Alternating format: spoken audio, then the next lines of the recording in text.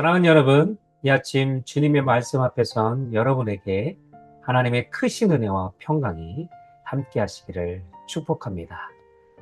오늘 우리에게 주신 하나님의 말씀은 호세아 1장 1절에서 11절 말씀입니다. 우리 함께 읽도록 하겠습니다. 우시아와 요담과 아하스와 히스기야가 이어 유다 왕이 된 시대에 곧 요아스의 아들 여로보암이 이스라엘 왕이 된 시대에 부에리의 아들 호세아에게 임한 여호와의 말씀이라. 여호와께서 처음 호세아에게 말씀하실 때 여호와께서 호세아에게 이르시되 너는 가서 음란한 여자를 맞이하여 음란한 자식들을 낳아라. 이 나라가 여호와를 떠나 크게 음란함이니라 하시니 이에 그가 가서 디블라임의 딸 고멜을 맞이하였더니 고멜이 임신하여 아들을 낳음에 여호와께서 호세아에게 이르시되 그의 이름을 이스르엘이라 하라. 조금 후에 내가 이스르엘의 피를 예후의 집에 갚으며 이스라엘 족속의 나라를 폐할 것임이니라. 그날에 내가 이스라엘 골짜기에서 이스라엘의 활을 꺾으리라 하시니라. 고멜이 또 임신하여 딸을 낳으며 여호와께서 호세아에게 이르시되 그의 이름을 로루하마라 하라. 내가 다시는 이스라엘 족속을 궁일이 여겨서 용서하지 않을 것임이니라. 그러나 내가 유다 족속을 궁일이 여겨 그들의 하나님 여호와로 구원하겠고 활과 칼이나 전쟁이나 말과 마병으로 구원하지 아니하리라 하시니라. 고멜이 로루하마를 젖된 후에 또 임신하여 아들을 낳으며 여호와께서 이르시되 그의 이름을 로암미아라 하라. 너희는 내 백성이 아니요 나는 너희 하나님이 되지 아니할 것임이니라. 그러나 이스라엘 자손의 수가 바닷가의 모래같이 되어서 헤아릴 수 없고 셀 수도 없을 것이며 전에 그들에게 이르기를 너희는 내 백성이 아니라 한 그곳에서 그들에게 이르기를 너희는 살아계신 하나님의 아들이라 할 것이라. 이에 유다 자손과 이스라엘 자손이 함께 모여 한 우두머리를 세우고 그 땅에서부터 올라오리니 이스라엘의 날이 클 것임이니라. 오늘 우리에게 주시는 하나님의 말씀입니다. 아멘. 기도하겠습니다. 참 좋으신 하나님, 사랑과 은혜가 풍성하신 하나님, 오늘도 새날을 허락하시고 아침부터 귀한 하나님의 말씀 앞에 설 수 있도록 하신 은혜 감사합니다. 오늘도 주님이 주신 그 말씀을 붙들고 온전히 그 말씀을 묵상하며 우리의 삶으로 이 말씀을 마음속에 새겨 살아낼 수 있도록 은혜를 부어 응답하여 주옵소서.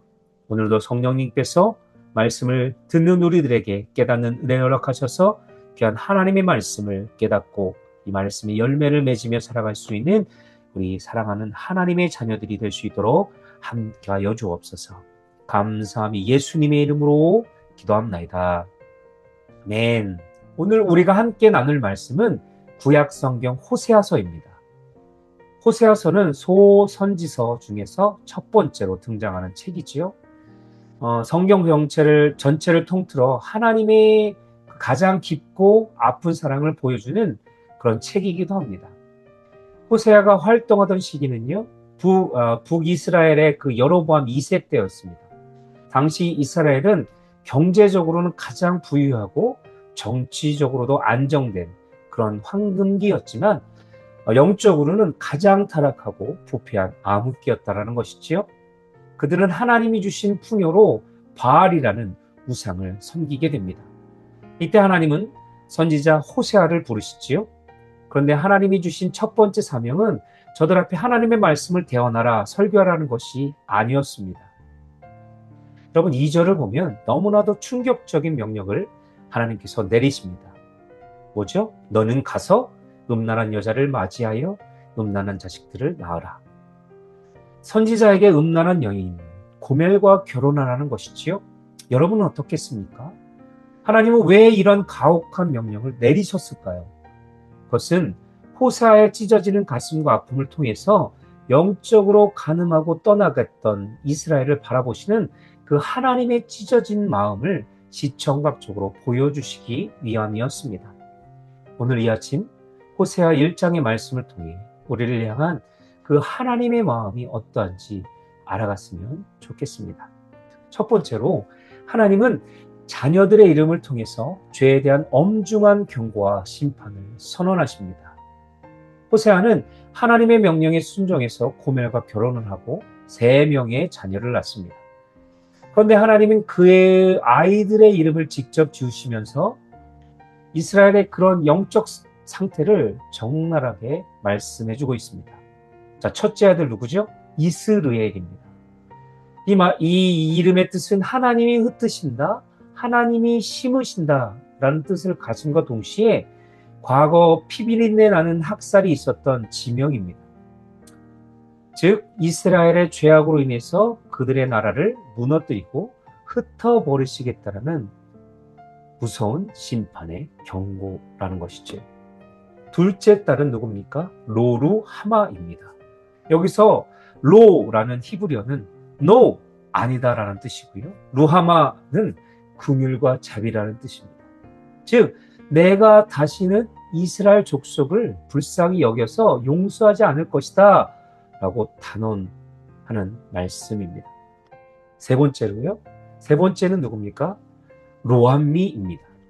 이는 너희는 내 백성이 아니요 나는 너희 하나님이 되지 아니할 것임이니라 라는 뜻입니다. 출애굽기에서 맺었던 나는 너희 하나님이 되고 너희는 내 백성이 되리라 라는 이 영광스러운 언약이 이스라엘의 죄악으로 인해서 언약 관계가 깨진 상태를 선언하고 있는 것입니다. 여러분, 이것이 죄의 무서움입니다. 성경은 죄의 삭은 사망이요 라고 말씀하죠. 하나님보다 세상을 더 사랑하고 내 유익을 위해서 우상을 섬기는 영적 간음의 결과는 결국 하나님과의 완전한 단절을 말하는 것입니다.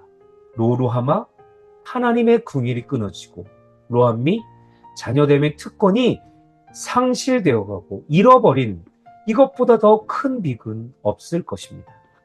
오늘 우리 안에도 하나님보다 더 사랑하고 의지하는 현대판 바알이 있다라면 이 엄중한 경고 앞에 철저히 우리의 삶을 엎드려야 할 것입니다.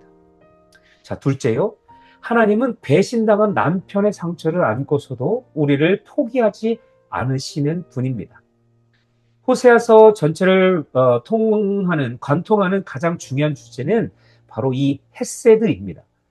헤세드는 언약에 기초한 흔들리지 않는 사랑, 인애, 긍휼, 자비 이런 뜻입니다. 고멜은 호세아와 결혼해서 안정을 찾았음에도 불구하고 다시 옛 습관을 버리지 못하고요. 다른 남자들을 찾아 집을 나갑니다. 호세아의 가슴은 정말 갈기갈기 찢어졌을 거예요. 사람들의 조롱과 수치심, 배신감에 밤잠을 이루지도 못했을 것입니다. 그런데 놀라운 것은요. 이 호세아의 처절한 아픔이 곧 우리를 향한 하나님의 아픔이라는 사실을 우리는 알아야 합니다. 우리는 자주 이스라엘의 죄악을 손가락질합니다. 이스라엘 백성들이 저랬어.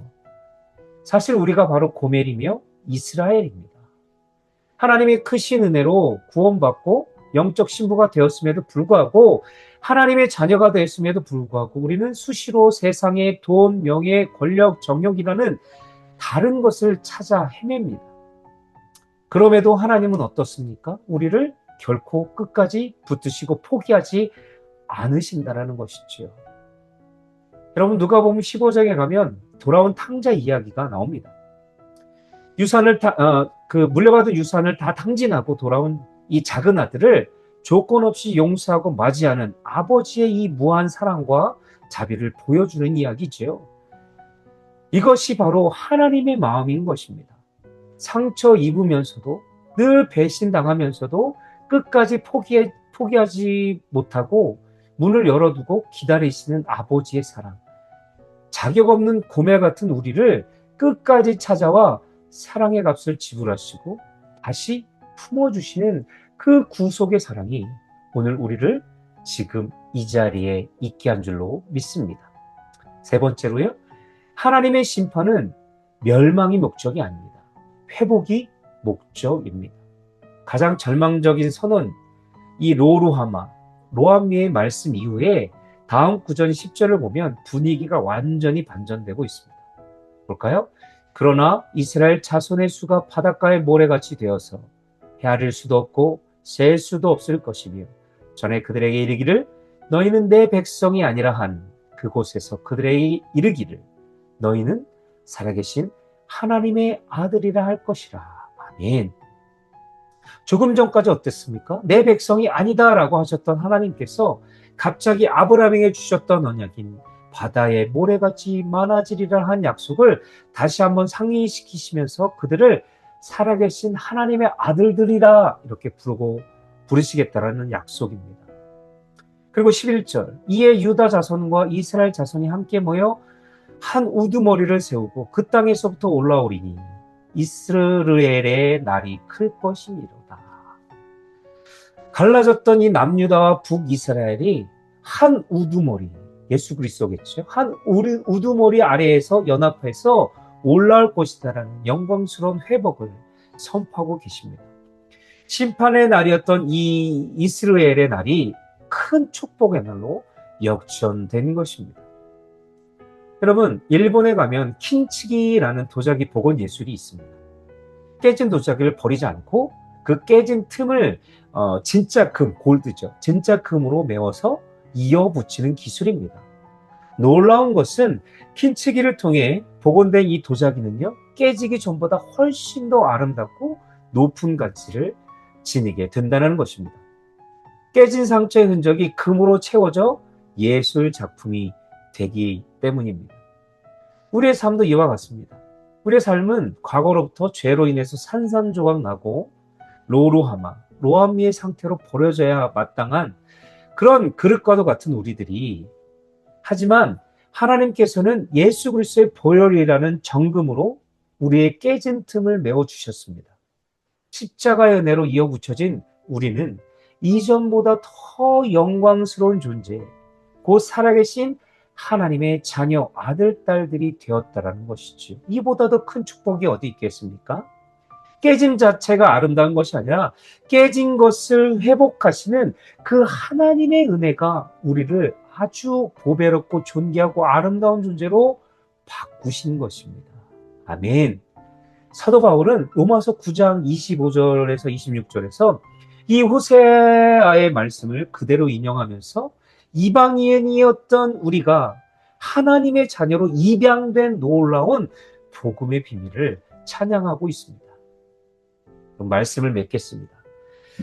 호세아서는 우리에게 두 가지를 명확히 보여줍니다.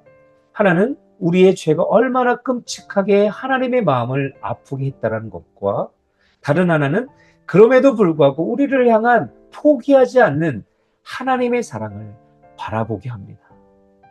사랑하는 여러분, 오늘 우리는 어떤 모습으로 주님 앞에 서 있습니까? 혹시 세상의 것에 마음을 빼앗겨서 영적인 고멸의 모습으로 살아가고 있지는 않은지를 생각해 보십시오. 오늘 이 아침 우리를 향해 아파하시면서도 두 팔을 벌려 기다리시는 그 하나님의 품으로 돌아가야 합니다. 호세아서 6장 1절은 우리에게 이렇게 초청합니다. 오라 우리가 여호와께 돌아가자. 여호와께서 우리를 찢으셨으나 도로낫게 하실 것이요 우리를 치셨으나 싸매어 주실 것임이라. 아멘.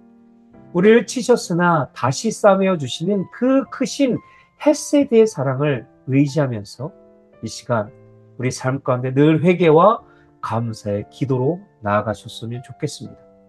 우리의 상처와 죄악을 십자가의 보혈로 덮으사 오늘 하루도 살아계신 하나님의 자녀답게 세상 속에서 승리하면서 살아가는 저와 여러분들이 다 되시기를 주님의 이름으로 간절히 축복합니다. 기도하겠습니다. 사랑과 은혜가 풍성하신 하나님 아버지, 성경에 나오는 고멜의 모습이 바로 우리의 모습임을 오늘 이 시간 고백합니다. 하나님의 은혜로 살면서도 우리는 자꾸만 세상이 좋아 보이는 것들에 잠시 한눈을 팔 때도 있습니다. 입술로는 하나님을 사랑한다고 하면서 내 고집과 편안함만을 더 앞세웠던 것도 고백합니다. 하지만 하나님은 상처받은 호세에 찢어진 이 가슴을 안고서도 도망친 우리를 끝까지 찾아와 다시 품어 주셨습니다. 마땅히 버림받아야 할 우리를 예수 그리스도의 십자가로 그 피로 말미암아 씻어주시고 너는 내 사랑하는 자녀다라고 다시 품고 안아주시니 정말로 감사합니다. 주님, 오늘 이 아침에도 그 크고 따뜻한 사랑을 정말 우리의 가슴 속에 깊이 품고 간직하며 새기며 살아갈 수 있도록 한 번 더 은혜를 허락하여 주옵소서. 오늘 우리를 삶 가운데 하루를 살아갈 때 더 이상 세상의 헛된 유혹에 마음을 뺏기지 않게 하여 주시고 나를 절대 포기하지 않으시는 하나님의 사랑만 굳게 붙잡고 살아가게 하여 주옵소서. 받은 사랑을 또한 기억하며 우리도 상처 입은 가족과 이웃을 다 따뜻하게 품어줄 수 있는 그런 믿음의 사람들로 살아갈 수 있도록 주님 함께 하시고 인도하여 주시옵소서. 오늘도 우리 가운데 말씀하신 예수 그리스도의 이름으로 간절히 기도합나이다. 아멘.